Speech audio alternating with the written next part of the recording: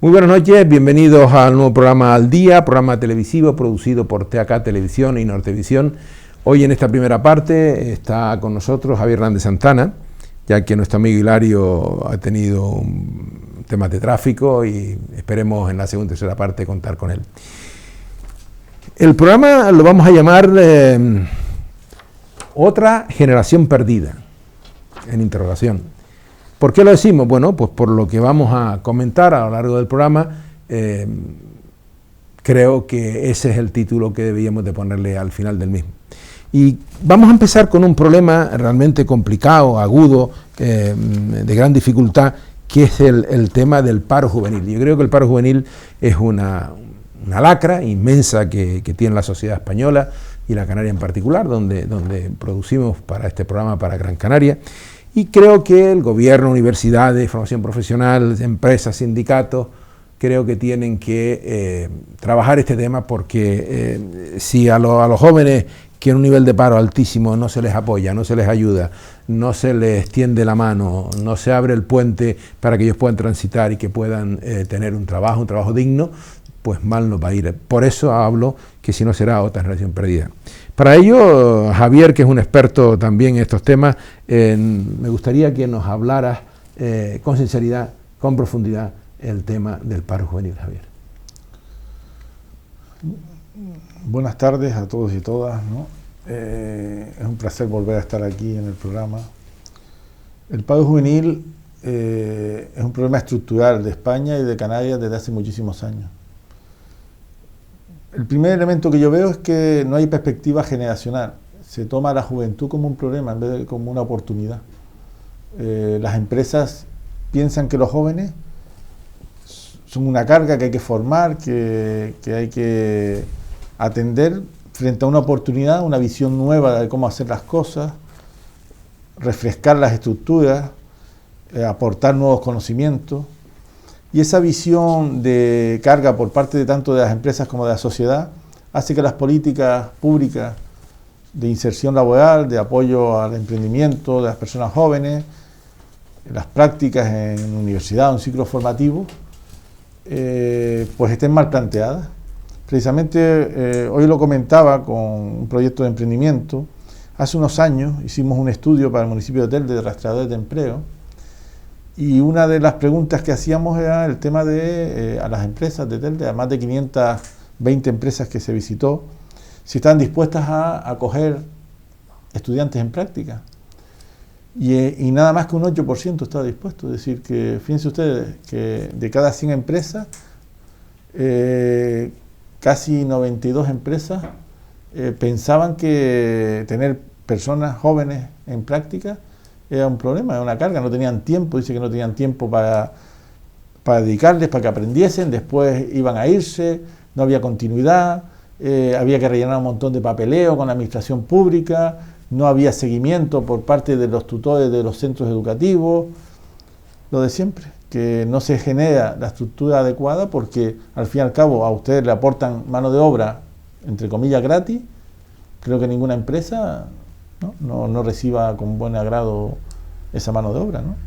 Sí, y yo tengo que decir con respecto a los becarios, ya sean de FP o de la universidad, mi modesta empresa, una microempresa, una empresa muy pequeña, tenemos todos los años un alumno o una alumna de FP, de segundo grado, de Administración y Dirección de Empresas y de Derecho Empresarial de la universidad, que son más complicados tenerlos, pero efectivamente el papeleo es el que es, tampoco un papeleo excesivo. Es cierto de que hay que dedicarle un tiempo al principio, la primera semana, los primeros 15 días, si el alumno es despierto, para que se vaya haciendo con determinado estamento de la empresa. Y puedo decir que yo sacan un trabajo increíble durante, creo que son 320 horas, son prácticamente 3 meses, y trabajan y se integran en la empresa. Y hay una cosa que me dicen, siempre les pregunto al final, bueno, ¿y va a valer la pena hacer esfuerzo? No es lo mismo estar en el ciclo FP o en la universidad, donde hay un poquito más de libertad, movimiento, que aquí te dedicas justo a un horario y a un tema y a una producción de lo que estás haciendo. Y realmente la última persona es una chica, me decía hace unos días que se fue, que no pensó nunca aprender tanto y consolidar su trabajo. O sea, yo creo que es importante que los empresarios caminen hacia los centros ciclos de FP, hacia la universidad y busquen becarios, busquen alumnos, porque primero, egoístamente ayudan a la empresa a sacar temas adelante, ¿no? Y segundo, se les enseña el mundo laboral que no tiene nada que ver con el mundo universitario, el mundo de la FP. Y después le estamos abriendo una puerta inmensa, un camino inmenso, un puente grande a esos futuros trabajadores ejecutivos de empresas o empresarios que serán los que nos van a sustituir a todos. Yo creo que yo discrepo de esas empresas, de ese trabajo que tú hiciste en Telde, que eso es que o no está bien estructurada la empresa y no dedican un tiempo, o realmente hay algo ahí que nos falla. Y ese es uno de los fallos que tenemos, y he traído hoy una serie de datos. El paro juvenil se dispara y afecta a 10.000 menores de 25 años, el 70%. España encabeza la lista de paro juvenil en la eurozona con una tasa del 37,7%. España a la cabeza del paro y el desempleo juvenil en Europa. Realmente creo que es un problema grave el que nos está ocurriendo con el tema del paro. Y hay que darse cuenta que estos jóvenes llegará un momento en que ya no tienen más posibilidad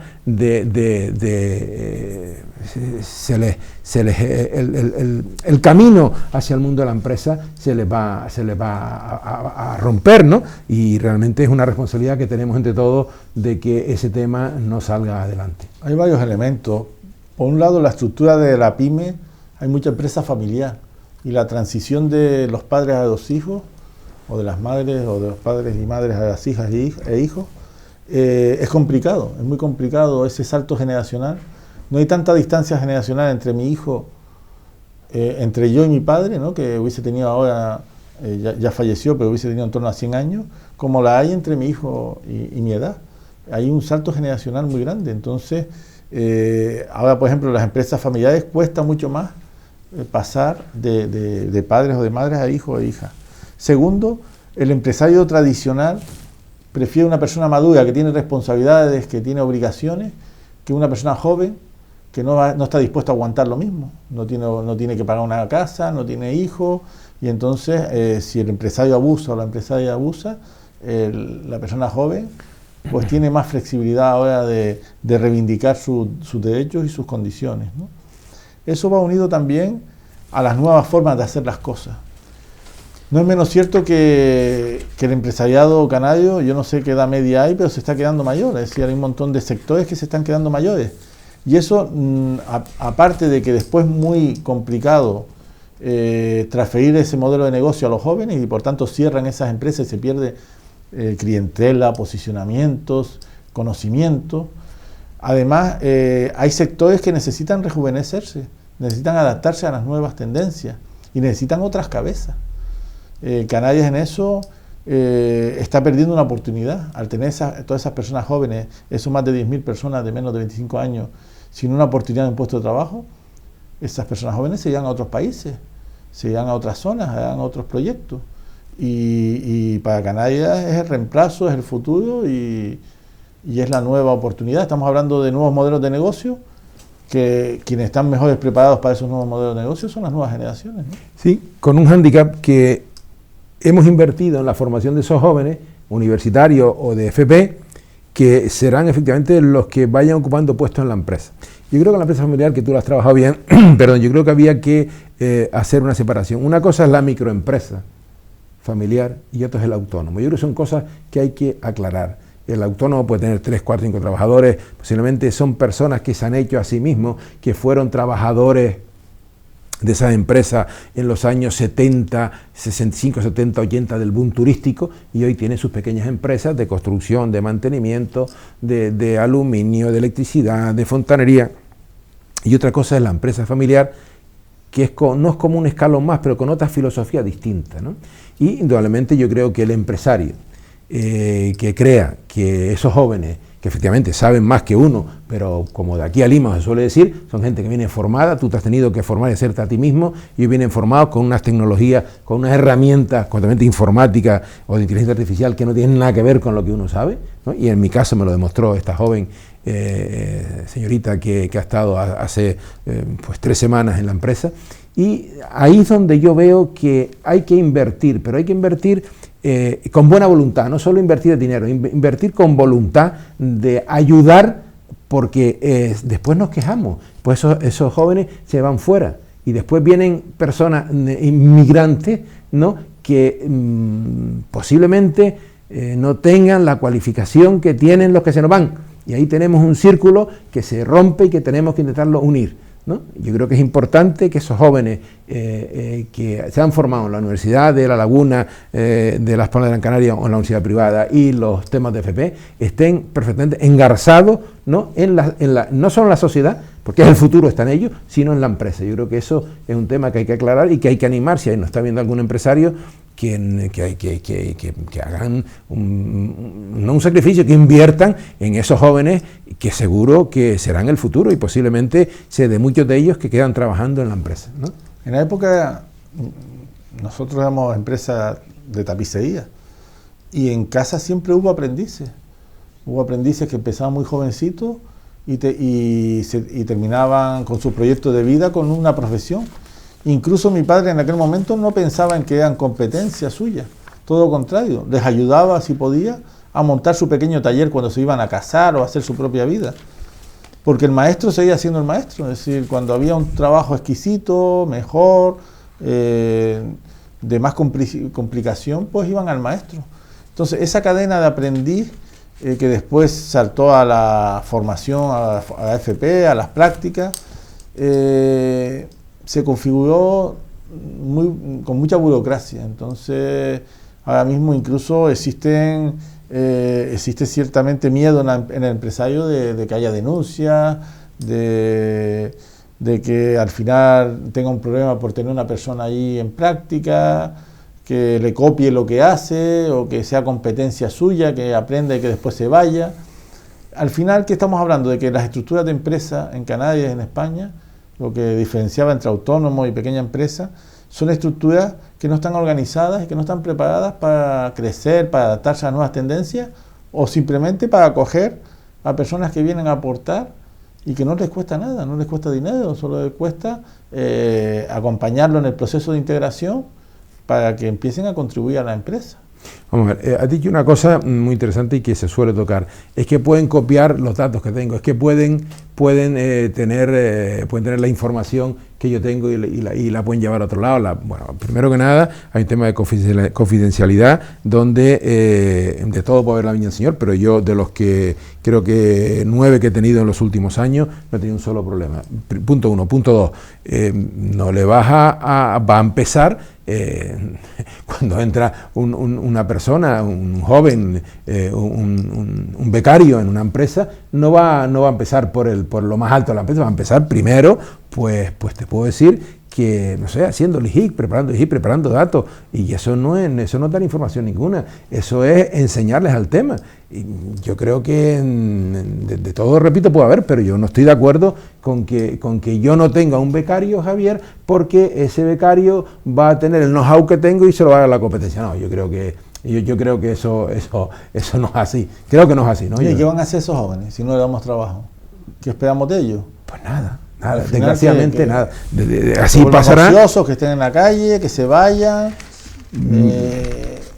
que realmente se desmotiven. Sí. Ya no existe un itinerario como antes. A nuestra generación, si estudiábamos, si nos esforzábamos, teníamos más o menos un techo garantizado, teníamos una profesión. Ahora ellos tienen una incertidumbre total. No le digo nada con la pandemia, con el COVID. Es que no.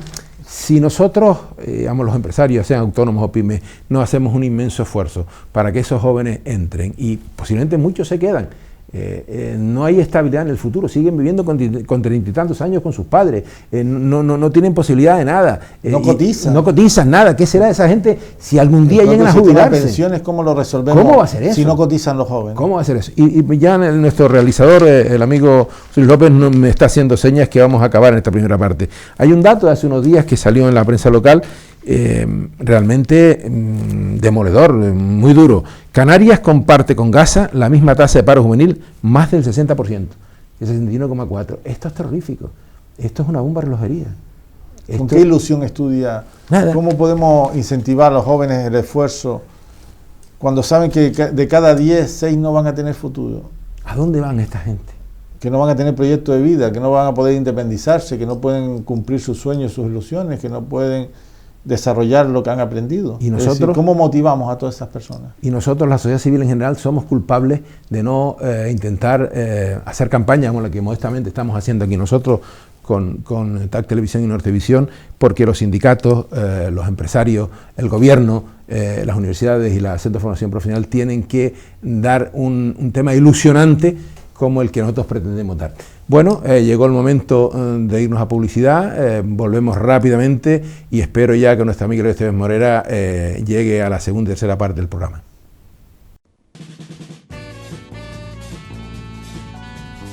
El ahorrador de electricidad Staminal, tras muchos años de instalación en Canarias y ser elegido como producto del año en ahorro energético a nivel nacional, le ofrece la posibilidad de ahorrar de un 15 hasta un 35% de su consumo en su factura de electricidad.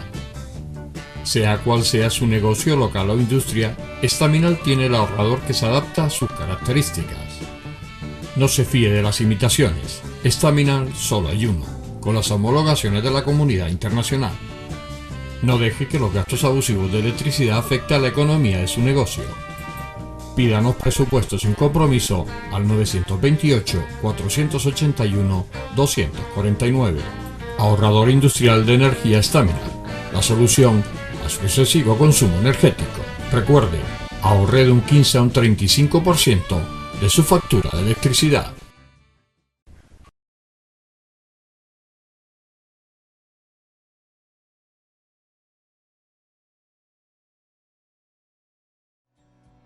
El ahorrador de electricidad Staminal es el único aparato del mercado comprobado que reduce el consumo de electricidad después de haberse instalado en miles de hogares en Canarias.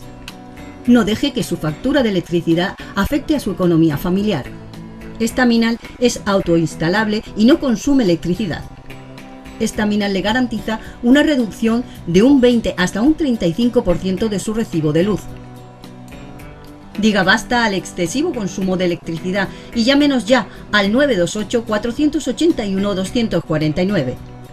Recuerde, puede ahorrar hasta un 35% de su factura de electricidad. Staminal, la seguridad del ahorro.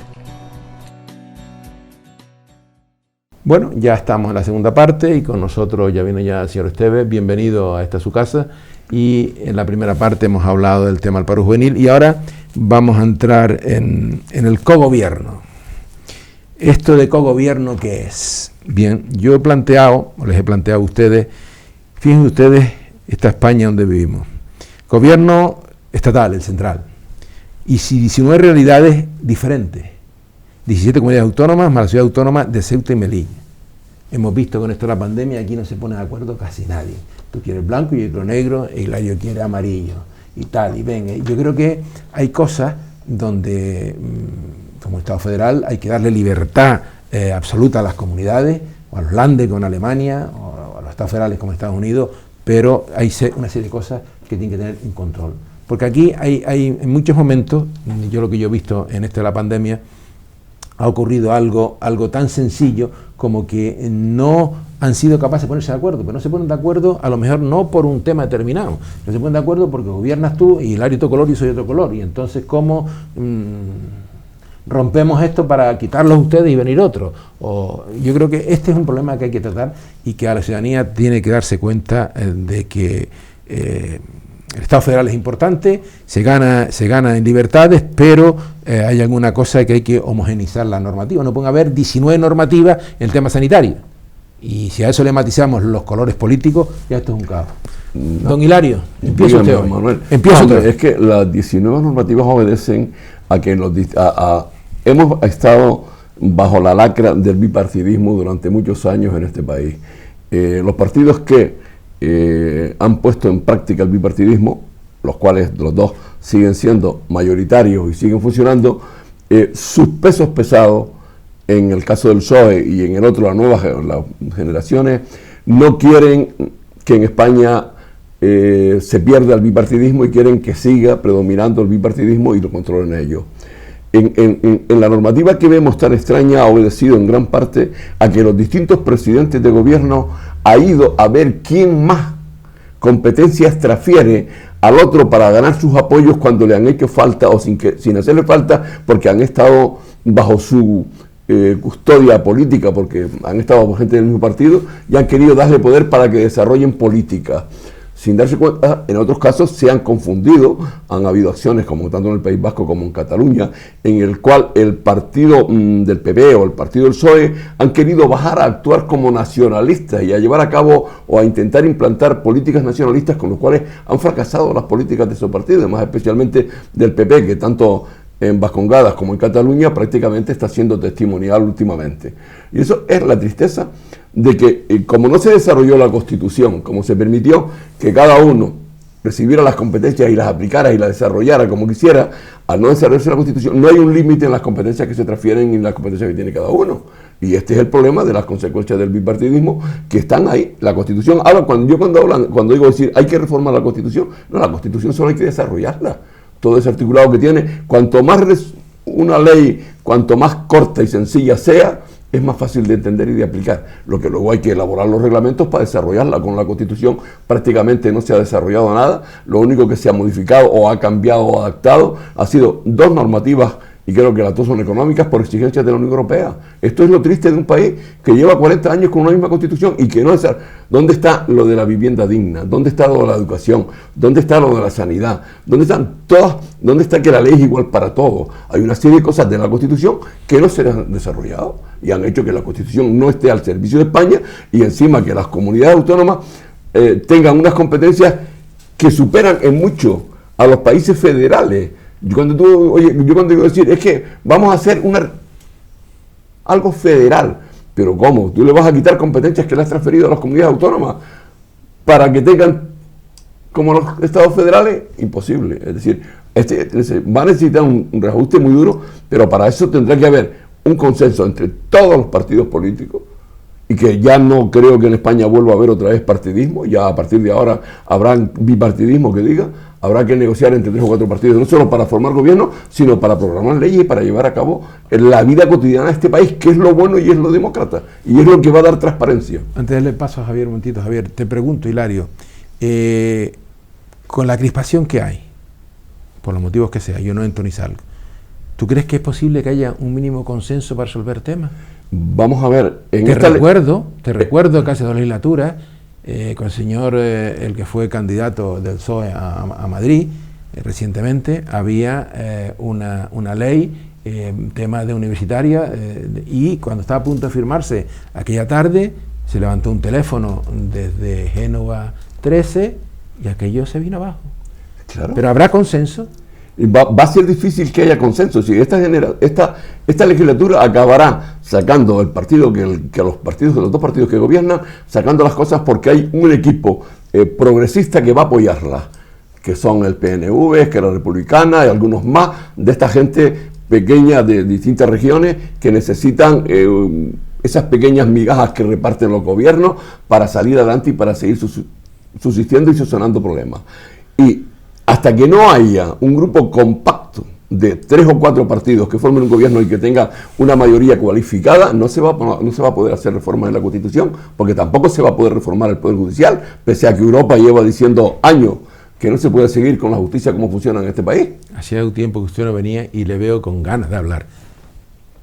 Don Javier, ¿usted qué dice a todo esto, don Hilario? Porque don Hilario, él me dice a mí, él me suele decir, hoy no me lo ha dicho, menos mal, es que usted es un utópico cuando yo hablo de un pacto.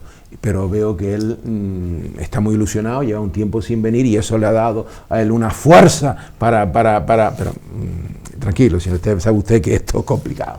Yo contento de que esté yo también, maestro Hilario, de escucharlo, porque siempre habla con argumentos y con criterios. ¿Pero usted cree que es posible? Yo creo que hay distintos elementos. Primero, pienso que la Constitución, y ustedes en eso tienen más experiencia y más criterios, se hizo en el momento, por edad. Nada más, no hace falta otro elemento objetivo. Por pelo blanco. Sí, hay una diferencia de edad y ustedes han tenido una experiencia, y la experiencia es prima hermana de la ciencia, dice Kiko Veneno.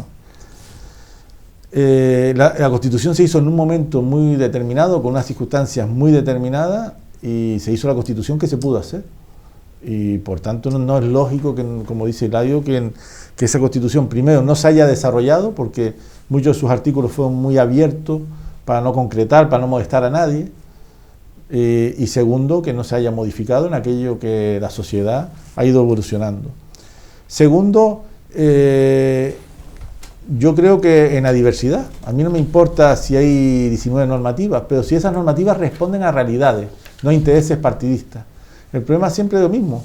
Aquí la gente no negocia porque en Galicia haga falta 3 médicos más, o en el País Vasco 2 profesores menos. Aquí la gente negocia por interés de partido. Entonces, lo que decía Eladio, es un mercadeo. Yo te doy esto, tú me das lo otro, porque realmente son dos grandes realidades siempre. País Vasco, es decir, tantos partidos no hay en el Congreso. La mayoría son de zonas muy concretas, País Vasco y Cataluña. Y además, hasta la época, los grandes partidos de esas dos zonas colaboraban ampliamente con el Estado y avanzaban juntos. Siempre se pactó con la izquierda o con derecha, tanto por Convergencia y Unión, PNV, las dos grandes realidades que había. Después Esquerra ha tenido sus más y sus menos, y otros partidos, ¿no? como HB o Bildu o otros pequeños partidos. Pero realmente, ¿dónde existe un sentimiento nacionalista diferente? En esas dos grandes regiones, en las Vascongadas, en el País Vasco y Navarra, y en Cataluña. En lo otro hay cierta sensación de identidad, en Canarias, en otras, ¿no? Porque somos realidades distintas. Yo acabo de visitar Granada, fui a la Alhambra además con un chico impresionante, estudiante de historia, y claro, cuando te cuenta la historia comprendes que, ¿no?, cómo las mentiras que nos han contado, dónde venimos, de dónde no venimos, y las realidades distintas. Entonces no pasa nada que haya normativas distintas. Lo que tiene que haber es después un objetivo común. Nadie ha planteado nunca un proyecto de Estado de país. ¿Qué es España? ¿Qué es el Estado español? Una bandera. No tenemos claro hacia dónde vamos tampoco. Entonces se ha ido construyendo con esas 19 realidades. Y esas realidades, para colmo, no pensando en los ciudadanos, sino pensando en los intereses de partido, en perpetuarse en el poder. Diciendo eso, no es menos cierto que cada vez que me enfrento a algo, nos enfrentamos a un proyecto de educación. ¿Dónde miramos? Al País Vasco. Nos presentamos a un proyecto de innovación, experiencia País Vasco. Nos presentamos a un proyecto, hay zonas que se han desarrollado más. Me imagino que también por sus condiciones económicas, por su situación, por su modelo productivo, pero yo creo que no ha fallado el modelo. Primero porque no había modelo. No puede fallar algo que no existe. Lo que ha fallado son las personas. Hemos hecho una estructura pensando en que eran políticos honrados, que eran políticos legales, que eran políticos que pensaban en el ciudadano, que eran honestos, y no. Entonces lo que tenemos que empezar a regular. El Poder Judicial no puede estar esperando de la voluntad de 2 o 3 señores que están pensando en estar en el poder toda la vida. Cualquier otra cosa que haya que consensuar, la modificación de la Constitución, la coordinación entre las comunidades autónomas, no puede estar pendiente de que se reúnan 19 personas allí, que algunos ni se abran, otros están enfadados, otros están pensando en las elecciones de Madrid o en las elecciones de Valencia. Eso tiene que estar regulado. Tiene que haber una regulación de unos mínimos, y a partir de esos mínimos hablamos. Pero el ciudadano no puede estar pendiente de que Pedro Sánchez se abre con el señor Casado, o que si el de Vox le va a sacar a 1000 personas a la calle, o va a montar un jaleo. Les pregunto, ahora que llevamos un año y medio largo de pandemia, ¿hemos aprendido algo? No hemos aprendido. Bueno, nosotros hemos aprendido. Los que tienen que aprender, que son los que se dedican a la política y a la administración del Estado, tanto central o del Estado español como de las distintas comunidades, no han aprendido. Y de hecho yo me he quedado sorprendido ayer con las declaraciones del presidente de nuestra comunidad autónoma, cuando ha dicho que se ha dado cuenta de que aquí durante X tiempo hemos estado solo pendientes del tema de turismo.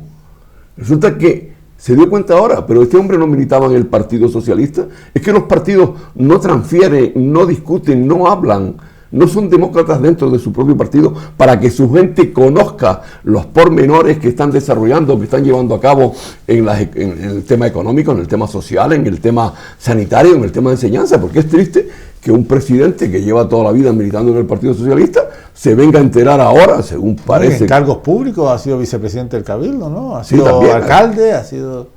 No, yo hay cosas que no entiendo, y en el resto de los países pasa lo mismo, es decir, y no se han centrado. Fíjate que hablaba también la señora de turismo del tema de que hay que, pero oiga, ustedes no han aprovechado el año y pico de pandemia para empezar a plantear un cambio total en la estructura económica, no la fiscal, la económica de esta región, de esta autonomía, porque el problema es grave. Es decir, el turismo no nos ha dado nada. Nos ha roto, fíjate, nos ha roto la agricultura, nos ha roto la ganadería, nos ha roto la pesca, nos ha roto la familia. Y nos ha roto también la educación, porque como se ganaba un dinero fácil y rápido, yo no sigo estudiando ni formación profesional, ni bachiller, ni nada, me voy a trabajar de hostelero.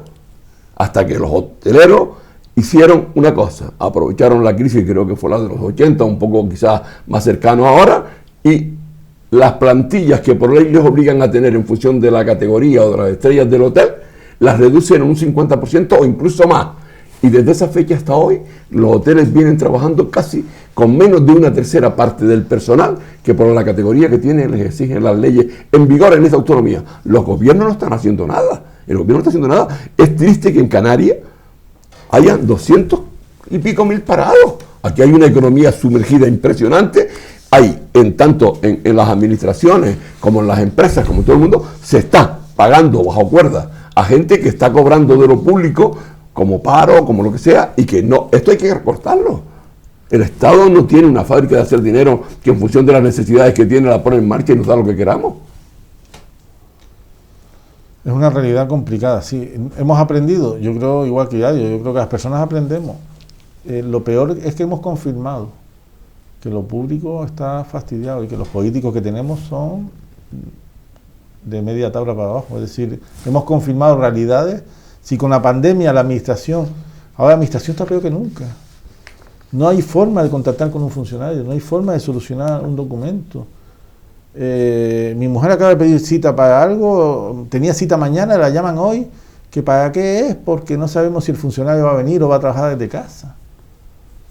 Y es para una cuestión importante que está poniendo en marcha un proyecto. Una empresa, ¿Sí? Trabajadores, Sí, la gente del paro.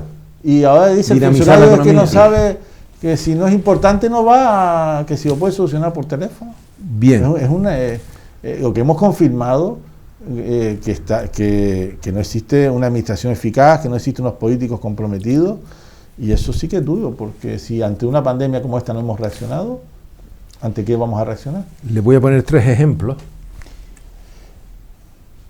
Presente abrupto, futuro borrascoso. La imagen económica de España y reformas estructurales. Yo creo que estas 3 cartas van a ser complicadísimas que las trabajemos todos, nosotros, los empresarios, los trabajadores, la sociedad civil, pero claro, los partidos políticos, con los políticos al frente, saben que hay una España, un futuro borrascoso de una España abrupta.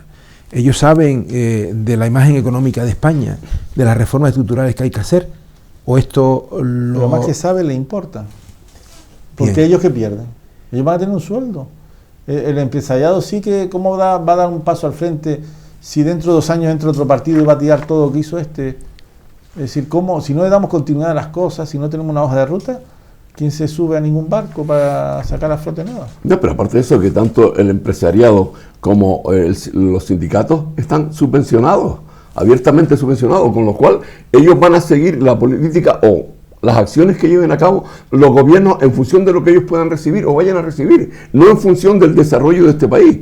Quien realmente tiene que plantearse el tema son los políticos, cuestión que va a ser muy difícil por la mediocridad que se está dedicando a la política. Y aparte hay otro tema todavía más grave, que la mayoría de la gente que se dedica a política o que está ocupando cargos de parlamentarios, tanto en las autonomías como a nivel nacional, son funcionarios. Es decir, profesiones libres, profesiones liberales o gente que se meta por hacer política es muy poca. ¿Por qué? Porque la política se ha degradado tanto que no hay nadie que tenga un mínimo de seriedad que quiera participar o entrar a hacer política porque teme que inmediatamente lo llamen corrupto, o lo llamen ladrón, o lo llamen sinvergüenza. Esto es un tema que los políticos no lo tienen en cuenta. Y ellos, las reformas que están haciendo, o que empiezan a hacer, o lo que tienen en mente, es aquello que va en función de los grupos mediáticos de presión que están a su entorno, de mantenerse ellos en el poder, pero para nada ni siquiera están teniendo en cuenta las recomendaciones de la Unión Europea, ni de aquellas organizaciones mundiales que te están llevando por algún sitio. Y si hablamos del Banco de España, entonces ya es que nos asustamos, porque lo que no puede decir un señor, el presidente del Banco de España, que tiene en el Consejo de Administración unos señores que están ganando una pasta, que hay que bajar el sueldo a los trabajadores. Bájeselo, empiece usted por dar ejemplo. Empiece a su Consejo de Administración a bajarle el sueldo, y usted como director. Bien, yo quiero leerles en este segundo tiempo de la tertulia unos datos que realmente, bueno, son del economista José María Gay de Liébana, y dice así: de algún sitio habrá que sacar el optimismo o saber por dónde se mercadea con él para que seamos capaces de recobrar confianzas perdidas. Sigo, no se trata de que desde las altas esferas gubernamentales nos digan que habrá una revolución de empleo. La única conjura que cabe es la de que se ataje la hemorragia empresarial y que sean nuestras empresas las que creen trabajo. Y el presente es muy peliagudo, el futuro es muy nublado. Yo creo que lo que para nosotros, modestos tertulianos de la periferia de España, que es Canarias, las Islas Canarias, Gran Canaria en particular, nos damos cuenta de estas cosas. Yo no entiendo cómo los que están en la metrópoli, en Madrid fundamentalmente, no toman decisiones que se ven. Es que yo... ¿Pero por qué perfiles tienen? Ahora mismo nuestros políticos no tienen calle, no han tenido experiencia, han llegado ahí a través del partido y de hacer méritos en un sitio muy cerrado. ¿Qué nos van a aportar personas así? Es decir, además, ¿qué inquietudes? No son personas responsables, no son personas que le inquiete la realidad, no son ni conscientes. A veces que no son ni mala gente, sino que son... Piedra Gómez dice que es falta de ignorancia. Es una desconexión de la realidad. La mayoría de los políticos están desconectados de la realidad. Manolo, muy brevemente, porque nuestro querido José Luis López me está calentando las orejas ya. No, hubo un momento en que los partidos se recorrían España para hacer sus programas. Ahora no lo hacen. Seguimos hablando después si quieres. Bien, nos vamos a publicidad y volveremos rápidamente porque creo que hoy la tertulia está de alto volumen. Con las orejas calentitas, nos las están poniendo. Así que volvemos enseguida.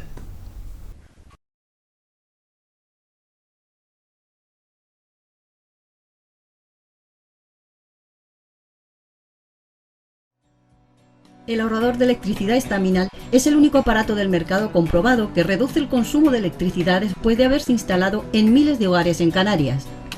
No deje que su factura de electricidad afecte a su economía familiar.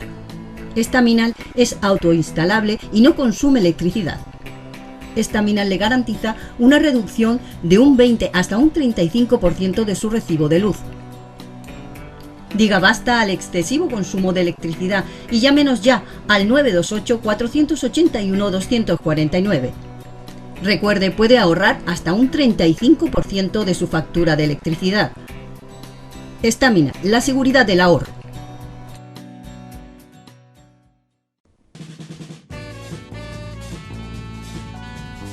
El ahorrador de electricidad Estaminal, tras muchos años de instalación en Canarias y ser elegido como producto del año en ahorro energético a nivel nacional, le ofrece la posibilidad de ahorrar de un 15 hasta un 35% de su consumo en su factura de electricidad. Sea cual sea su negocio local o industria, Estaminal tiene el ahorrador que se adapta a sus características. No se fíe de las imitaciones, Estaminal solo hay uno, con las homologaciones de la comunidad internacional. No deje que los gastos abusivos de electricidad afecten a la economía de su negocio. Pídanos presupuestos sin compromiso al 928-481-249. Ahorrador industrial de energía Estaminal, la solución a su excesivo consumo energético. Recuerde, ahorre de un 15 a un 35% de su factura de electricidad. Bueno, de nuevo con ustedes en esta tercera y última parte, y quería también de José María Gay de Liébana dar para poder enlazar esta tercera parte. España tiene una fuerte dependencia al exterior. Gran parte de nuestra industria manufacturera pertenece a capital extranjero. Se les dan facilidades oportunas, pueden desarrollar su actividad sin trabas y sienten que España es un país agradable para instalarse y establecer negocios. Eso es para el que viene de fuera, porque el que viene aquí dentro nos apretan y cada vez es más complicada la burocracia, ¿no? El nuevo entorno en que vivimos conlleva cambios de diversas facetas y la localización industrial es una de ellas. A mí me gustaría en esta última parte que dejáramos más centrado el tema de la imagen que hay de la economía, de esas reformas estructurales que antes empezamos a hablar en la segunda parte y la dejamos ahí. Ya no quiero entrar en la España 2050 o España del año 21 del señor Sánchez, pero sí terminar en su momento si hay lealtad constitucional, si realmente hay lealtad entre los políticos, creo que no, por lo que hemos desarrollado. ¿Cómo vemos la imagen de España en la economía? ¿Hay reformas estructurales que hacer? ¿Se harán, no se harán? ¿Dependerán del político que llega al poder a Moncloa? Si la oposición aprieta o no aprieta. ¿Cómo vemos eso? Estamos hablando de políticos que están por encima de sus intereses de partido frente al interés general. Estamos hablando de cada vez más número de partidos, que es un elemento positivo, ¿no?, la diversidad, pero si hay esa lealtad y ese proyecto común. Entonces el panorama para grandes cambios, los grandes cambios tienen que ser por consenso y por acuerdo, porque si no, no genera las estructuras legales ni el capital humano necesario para afrontar esos cambios. Aquí en Canarias hablamos del cambio de modelo económico, hablamos de los políticos, pero también tenemos que hablar de el empresariado canario. Tampoco ha dado un paso al frente. Es decir, mientras los hoteles estaban llenos, mientras la gallina de huevo de oro daba rentabilidad, pues tampoco movían nada, no cambiaban nada, no modificaban nada. Por tanto, esto tiene que ser un paso al frente de todo. Pero en temas económicos la incertidumbre es lo más que limita todo. Ya hay mucha incertidumbre. Ahora, ¿quién va a invertir en España con estos políticos, con normas que cambian, con esta inestabilidad, con este enfrentamiento entre territorios? La verdad que dicen que España es un buen país para invertir los de fuera. ¿Será porque somos baratos para el poder adquisitivo de ellos? Porque realmente mejores condiciones no le ponemos. Lo que podemos estar es con el cartel de que estamos en oferta, de que estamos en liquidación, ¿no? Pero vamos a ver, ¿qué interesa más? ¿Los intereses de mi partido, que es el que estoy ahora en el poder, o una cosa que se llama España, donde vivimos todos? ¿Hay una lealtad institucional de verdad? ¿O esto es un paripé, no, un teatro malo, y vamos a ver cómo estoy 4 años y después cómo supervivo otros 4? Es que esto es lo que a la ciudadanía le molesta muchísimo. Yo creo que no hay lealtad y va a tardar mucho en haberla. Estamos hablando de personas que se han dedicado a la política y que han vivido toda la vida medrando en torno a los políticos, para lo cual ellos lo único que necesitan es un sueldo a final de mes y les importa 3 pepinos lo que pase con el país, que crezca, que no crezca, que se desarrolle, que no se desarrolle, que los empresarios puedan actuar con libertad y arriesgar dinero para ver si ganan, que los trabajadores puedan también implicarse en las empresas, claro, si son estimulados y si ven que hay un cierto reparto de beneficios para que produzcan las cosas. En el tema turístico es donde más claro lo tenemos. Yo no sé qué calidad puede dar un hotel en el servicio al cliente que viene cuando ha reducido su plantilla a una tercera parte. Este señor tiene que estar salir decepcionado de ese hotel, excepción que las personas que están yendo a trabajar las tengan trabajando 14 horas y pagándole 8. Aunque le den un poco lo que da el bote y esas cosillas de propinas que reciben. Pero esto es un tema grave. Si no se piensa en el Estado, usted lo tiene claro. El señor Casado yo nunca le he oído hablar de que hay que ayudar a que España progrese, hay que ayudar a que España... Él tiene su España, él quiere que progrese su España. El señor Abascal quiere que progrese su España, que no es la misma que la del Casado, y no digamos, no tiene nada que ver con la que quiere el PSOE o Podemos. Este es el problema de España. Cada uno sigue manteniendo... Aquello de que Franco lo dejó atado y bien atado, es la mayor verdad que todavía sigue ahí, pese a que ha pasado más de 40 años, no se ha sido capaz de romper con la herencia que nos dejó Franco, y encima ¿quién más ha roto la herencia buena de Franco? Han sido los que se llaman o se definen defensores del franquismo y de Franco. El PP y Vox han sido los que más patadas están dándole a la acción social que Franco que aplicó mientras vivió y mientras pudo. Y ellos la han cargado. Los otros partidos regionales, pues volvemos otra vez a lo mismo. Según lo que le dé el que gobierna a nivel central, están exigiendo y están poniendo... Yo me he asombrado ahora cuando el señor del PP va a ir a pedir firmas, lo mismo que hizo Rajoy con el Estatuto de Cataluña, a pedir firmas para presentar firmas para que no se dé...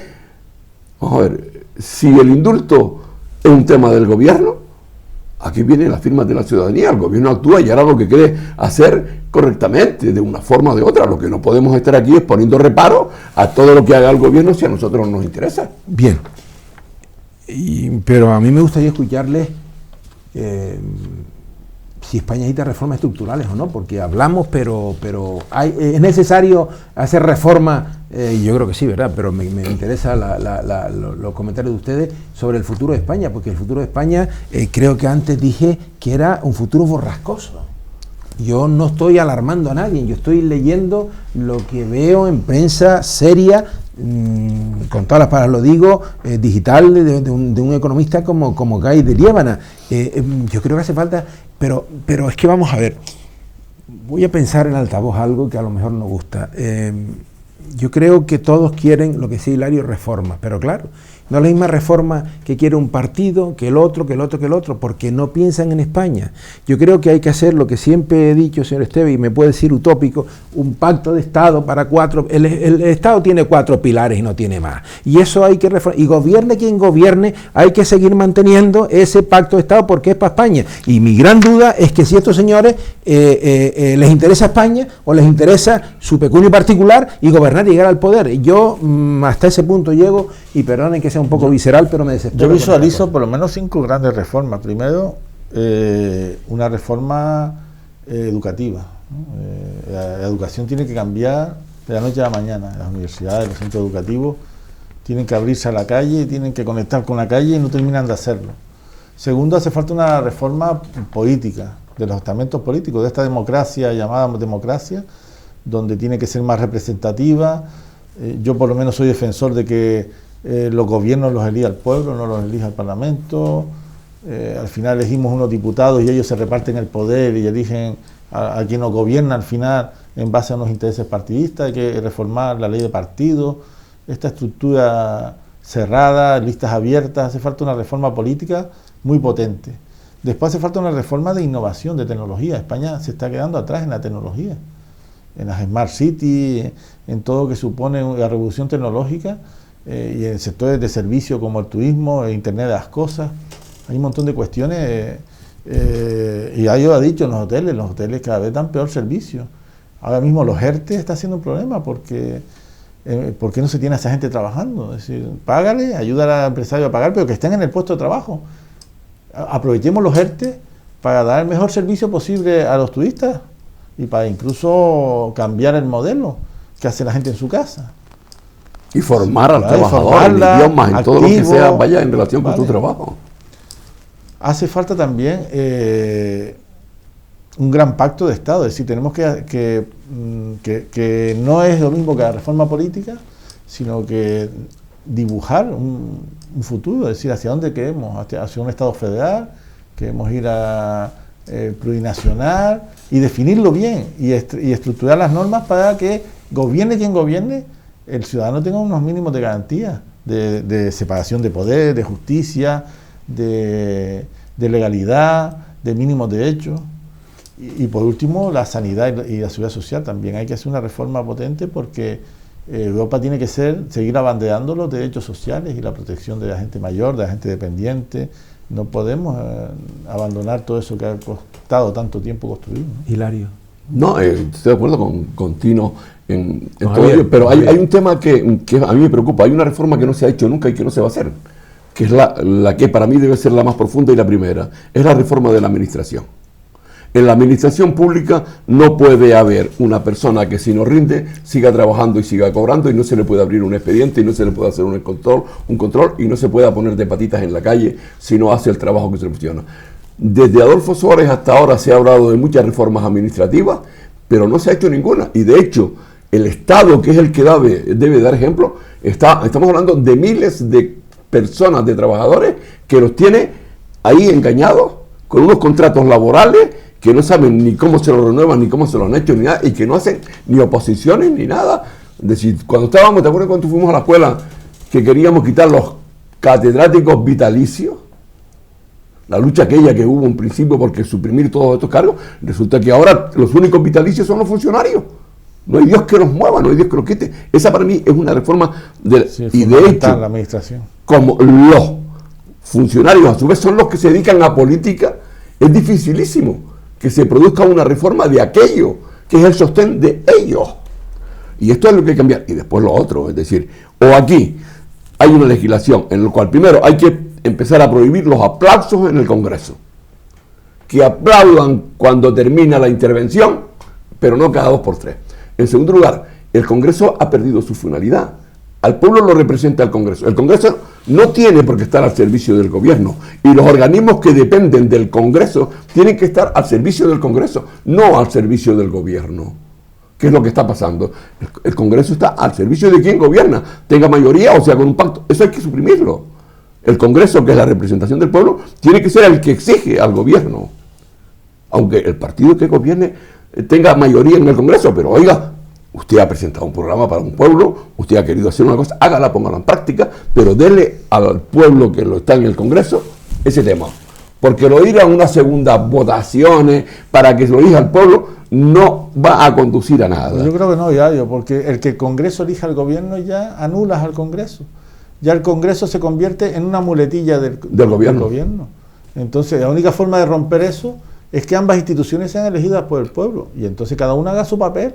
Exacto, pero que lo haga su función. Que lo haga. ¿Para qué queremos un Senado? Estamos acabando esta tertulia y realmente hoy salgo, no sé, usted, yo salgo contento porque hemos tocado temas, algunos no en profundidad, porque en una hora, 55 minutos no hay tiempo, pero a mí me gustaría, no voy a hablar de la España 2050 o la España del 21 que traía, o la emergencia climática, eso lo dejaremos para otro programa más adelante, pero ¿hacia qué modelo de Estado nos vamos encaminando?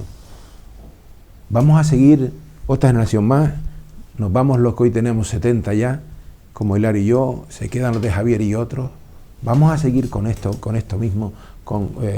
Vendrán otros tertulianos y dirán, oye, aquí habían hace unos años unos tertulianos y hablaban de este tema y ellos seguirán, o esto de alguna vez vamos a ver un cambio importante de Estado, porque yo creo que ni ellos mismos saben a dónde queremos ir. No sé, esto es un poco fuerte lo que digo, pero quiero empezar para que termine el programa. Yo creo que que seguimos durante mucho tiempo en la España roja y azul, en el odio. Yo creo que vamos a estar muchos años con el auge de Vox, con el extremismo de los nacionalismos. Vamos a seguir un modelo de Estado del enfrentamiento y de la pelea. Don Hilario, acabe usted el programa de hoy. No, el problema es que el pueblo reacciona y se da cuenta de que la palabra y la voz es de ellos y empieza a exigir y empieza a votar en conciencia y con responsabilidad, con disparidad, con toda la disparidad que quieran. Lo que no se puede hacer es el show del populismo que ahora está de moda en España, tanto con Vox como con el PP, la señora Ayuso, porque usted que está gobernando, ¿usted de qué me habla? ¿Qué me está resolviendo de la problemática que tengo yo en mi comunidad autónoma? Ninguna. Eso es el pueblo que tiene que borrarlo. Tiene que decir, hasta aquí hemos llegado y basta. Esto no se va a hacer. Primero porque hay unos medios de comunicación, que es muy importante, comprometidos con esos grupos políticos, porque viven de las subvenciones. Empiecen a retirar subvenciones a todo el mundo, que todo el mundo tenga que curarse su puesto de trabajo y su trabajo, para que veamos que algo puede cambiar. Y el modelo al que vamos a seguir es el que tenemos durante muchos años, porque las mentes que están ahí son muy mediocres. Pues me dirijo ahora a ustedes, a los ciudadanos, a los que nos ven. Tenemos nosotros la posibilidad de hacer esos cambios, de cambiar de modelo de Estado, pero somos nosotros, no hay que dejárselos a ellos. Tenemos que influenciar nosotros en la sociedad civil, que somos todos. Bien, pues Hilario, Javier, Hilario, gracias por estar hoy aquí. Creo que ha sido una tertulia muy interesante, un debate, y pronto volveremos. A ustedes, gracias por estar casi una hora con ustedes, a nuestro director José Luis López, a TAC Televisión, a Nortevisión y a todo en general, porque se hace posible que podamos hablar. Gracias y hasta otro momento.